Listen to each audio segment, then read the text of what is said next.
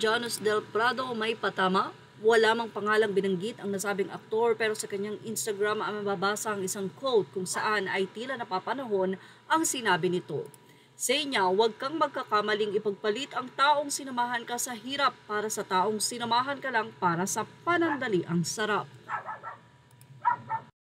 Siyempre, maraming mga netizen ang nag-assume na ang sinabing ito ni Janus del Prado ay may kinalaman sa ngayon ay kontrobersyal na sila Maris Racal at Anthony Jennings. Doon din kasi sa comment section may nagsabi na need nilang magsimba kuya no.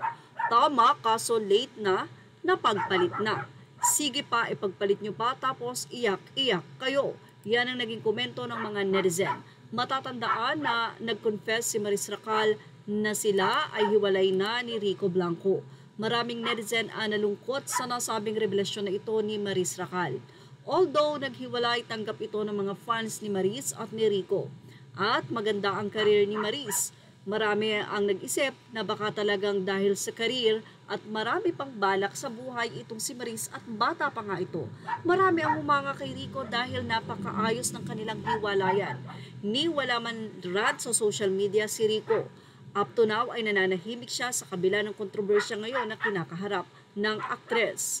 Matapos lamang ang ilang buwan sunod-sunod ang mga commercial endorsement nila Maris Racal at Anthony Jennings na talaga namang sila ay umubulusok ang karir, pati na rin ang mga sponsors na nais na magpa-endorse sa kanila. Kaliwat kanan pati ang mga shows and movies and teleserye. Pero sa isang iglap, sabi nga nila isang kisap mata na wala ang nasabi ang lahat-lahat ng pinaghirapan ng dalawang ito.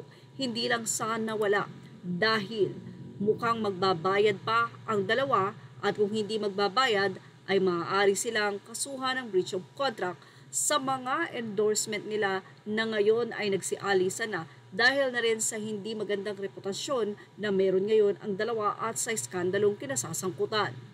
Ang pagmamahal na panandalian meron si Maris Racal kay Anthony Jennings ay naglaho na parang bula.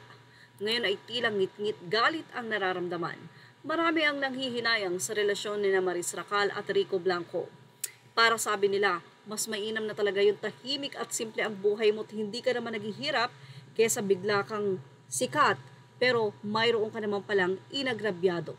Iningatan daw sana talaga ni Maris Racal ang kanyang sarili sapagkat pinaghirapan niya ito pero sa isang iglap lang ay nawala ng ganun. Kaya naman ganun na lamang kalalim ang ibinahaging mensahe ni Janus del Prado.